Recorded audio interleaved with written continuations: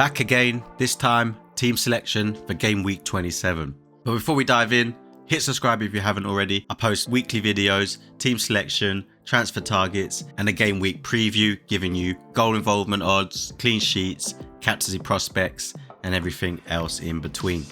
As always, we're going to have a quick look at game week 26 and how it went. First of all, in goal, Raya, 3 points over 2 games, not great at all, but that's pretty much what he gives you, clean sheets or nothing at all.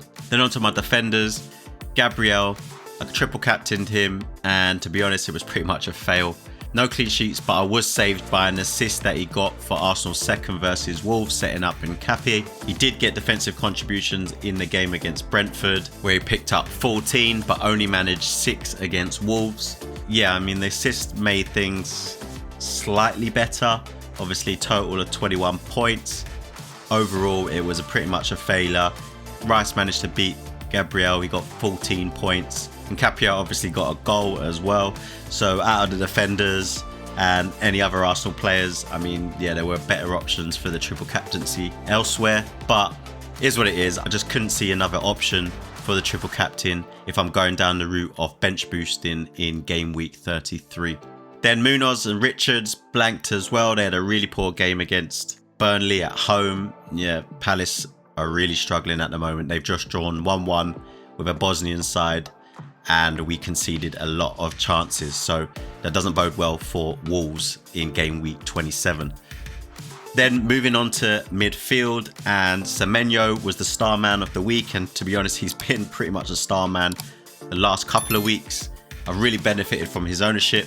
33 points in 5 game weeks since he's moved to City, and in game week 26 he came away with a 14 pointer, managed to get 1 goal, 1 assist, 3 bonus, clean sheets, and obviously the 2 points for playing. Thankfully, because of Semenyo, yeah, he's really saved my blushes this week. And Burma managed to get an assist versus West Ham. It was a tough game for United. Fernandes didn't do much and Burma didn't do much, got an expected goal involvement of 0.22, but he did come up with an assist. It's one of them assists where the finisher had a lot more to do. It wasn't just a nice clean setup for Sesko to score. Sesko, I mean, it was a great finish, and luckily for me, Mbomo came away with an assist, so I can count myself quite fortunate to get a return from that game. Anderson picked up his usual 5 points. Not sure what I want to do with Anderson at the moment. There'll be more discussion on that in a bit, but yeah, he got his defensive contributions. He picked up a bonus point as well, so made it 5 points. That's now more returns for him. And the last time he got a 3-pointer was in game week 18, and that was against Man City. He's now the 9th highest midfielder in terms of points overall, and he was only 5.5 million. And there's only one player in the list that has more than him at that price, at that similar price range, and that was Harry Wilson, who is on 120 points. So Anderson at 5.5 million, or what I bought him for, I mean, what a signing he's been. However, I am potentially looking to move him on. And then up front, I just went with Haaland in this game week. I didn't want to play Thiago because he was playing Arsenal and I had triple up in defence. Thankfully, Thiago didn't score, and Haaland managed to get a goal against Fulham before he was taken off at half-time with injury concerns. So hopefully Haaland's fit for game week 27. There seems to be some news out recently that suggests that he will be fit, but we'll talk about that in team selection. So that gave me an overall point score for game week 26 of 62 points. I was 7 points off the safety score of 69. So it did see me drop from 44,000 to 56,000. So a 12k drop there. It's disappointing considering I played the triple captain and I still got a red arrow. However, the red arrow is not so bad. I didn't drop too much. 12k isn't too much. And yeah, as I always say, if you don't drop too much, and then when you do get a good green arrow, you get a strong one that can push you into higher ranks. That is what I'm looking for. As long as I don't do terribly and drop massively in rank, I'm not too fussed. I think getting a good score, that will then push me into a better rank. So fingers crossed that will happen in game week 27. But let's look at the transfer targets now. I've got 2 transfers and I'm considering using one of them. Alright, so as I mentioned, Anderson has been brilliant for me. He is picking up consistent points, not massive points, but 4 points, 5 points, sometimes 7 points. And he's been doing that for a long time now, since game week 18. I could keep him and just consistently play him, However, his fixtures are looking a lot more difficult. Liverpool at home, Brighton away is not too bad, but then he does play Man City away, and that has given him a predicted point score of 13.7 from Fantasy Football Hub. Like I said, I could continue to play him. It's most likely that he's going to get defensive contributions most games, especially against teams like Liverpool and Man City, where they're going to be dominant in possession, and Nottingham Forest are going to have to do a lot of defensive work, and Anderson is great at getting the interceptions, the clearances, etc. So I'm not worried about defensive contributions on that side of things. However, I think potentially going for a player like Dango, there's a lot more upside to it. And with his fixtures of Brighton at home, who are struggling, Burnley away, and then Bournemouth away, along with Wolves at home in game week 30 and Leeds away in game week 31, I just think those are 5 great fixtures to target with a player who's really in form at the moment. Brentford are in great form at the moment as well. We saw that against Arsenal. They created a lot of chances. I just think going for Dango right now would probably be the better option in terms of getting those hauls. I think Dango has a more higher ceiling. Maybe he'll get a 2-pointer in one game, but then I think he'll get like a 10-pointer in the next. So that overall for me suggests that going for Dango might be the better option. Now, Fantasy Football Hub don't believe that's the case. They believe he's going to get 13.4 points over the next 3 game weeks. But like I said, I think Dango's got a higher ceiling. I disagree with that. I think in those 3 fixtures, he could easily come away with 10-pointer in just one of those games and potentially something else in another. So that is the consideration. Whether I do it this week, I'm not too sure because of how I'm currently lining up. The other option is to go with Sharda, but personally for me, I don't think Sharda's worth the extra 1 million. Dango is just as effective as Sharda. If you look at their stats in terms of goals, Dango's got 5, Sharda's got 6. But when you look at assists, Dango's got 5, Sharda's got 4. So there's nothing in it at all. And Dango is 1 million cheaper. So yeah, I think going for Dango will be the better option. It's just whether I do it this week or game week 28.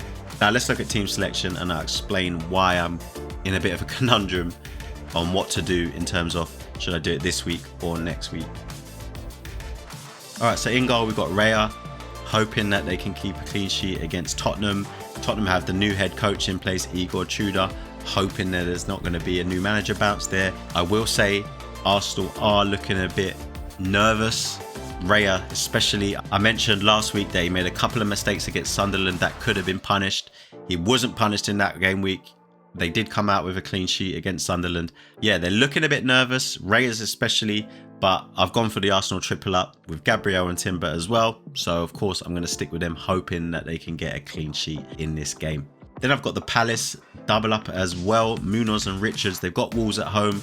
Wolves look decent against Arsenal, but away from home, they have an expected goals of 0.6. So that's promising from a Palace perspective. But my conundrum is, do I do the Palace double up? Because having just watched the Palace game in the Conference League against Srinsky, apologies if I pronounced that incorrect. Yeah, we drew 1-1, and actually it could have been a lot worse. They had a number of chances to score. They went through on goal a number of times. They actually had probably better chances than we did. And yeah, I mean, that doesn't bode well considering that Srinsky are probably one of the worst teams left in the competition. They're nowhere near the level of a Premier League side, and they created a number of chances, and we played a pretty strong team, especially our back line. We had Lacroix, Richards and Chadi Riyad. That's probably the best 3 centre-backs that we could choose, and we were terrible. So that doesn't bode well for Sunday's game against Wolves. So that is why I'm considering maybe just playing the 1, and it would be Munoz just because he offers that more attacking threat. But yeah, I'm going to have to consider this one, and we'll see by the deadline. Then into midfield, we've got Mbeumo and Fernandes playing Everton away.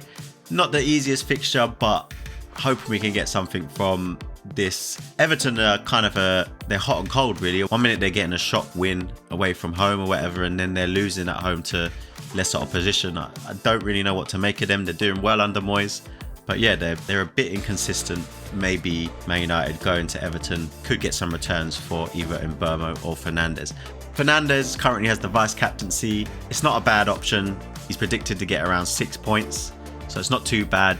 The other option would be to go with Enzo, who has Burnley at home, but I just think Chelsea have more players in forward positions like João Pedro, Neto or Palmer that can pick up most of the points from that game. Enzo's a bit like Everton. He's hot or cold. 1 minute he's getting a goal from nothing.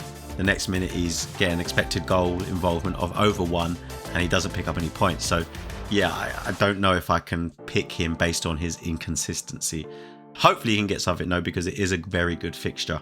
Then Semenyo, Newcastle at home. Difficult fixture, but Semenyo is in form. He has picked up a lot of returns for me since moving to City. Like I said, 33 points since that move. Let's hope he can get something in the home fixture. I'm pretty confident that he's going to start that game. My forwards, Thiago now has a nice run of fixtures. We already know that from the Dango Ratara transfer that I'm considering. Brighton at home, Burnley away, and then Bournemouth away. And then he has Wolves and Leeds as well after that as well. So some great fixtures after a very difficult run. He managed to get 1 goal against Newcastle, so I can't complain too much. Hopefully now going forward, he's going to pick up some more returns. And then Haaland, yellow flagged at the moment, but he does have the captaincy at the moment. We have seen pictures of him in training for City, so I fully expect him to start, and he is the captaincy. If I had Palmer, I would be going with Palmer, but I don't, so I think Haaland's the next best option. Newcastle are a difficult side to break down, but with it being at home, I think Haaland, yeah, he's a no-brainer. So here's where my conundrum is really. As I mentioned, I'm not sure if I want to do the Palace double up. I brought in Munoz to do that, but after that fixture in the Conference League tonight, I'm just not sure if I can be confident enough to go with the double up, especially considering I have the triple up with the Arsenal defence and they're not looking too great either. So I could potentially move on Anderson, bring in Dango, and then I could make it a 3-5-2 with Munoz, Timber, Gabriel as the defenders. And then my midfielders would be Semenyo, Mbeumo, Fernandes, Enzo and Dango. Now, that looks really good to me. It does feel like a shame to bring in Munoz for the Palace double up, have a great fixture like Wolves at home and not play the 2, but they're not instilling much confidence in me. Maybe it's the pessimist in me as a Palace fan. I don't know, we just don't look great at all. That's my deliberation. I'm going to sleep on it, wait until the press conferences, make sure that there's no injury concerns, and then decide before the deadline. And that's it for this video. What are your thoughts on my team selection? What are your thoughts on my potential transfer dilemma? Do I play the Palace double up? Do I take Anderson out and put Dango in and go 3-5-2? Drop a comment below. Let me know what you think. If this video helped, like, comment and subscribe. If you missed my last 2 videos, Fantasy Focus and Transfer Targets for Game Week 27, they should be popping up now. As always, thank you for watching. Green arrows and enjoy the football.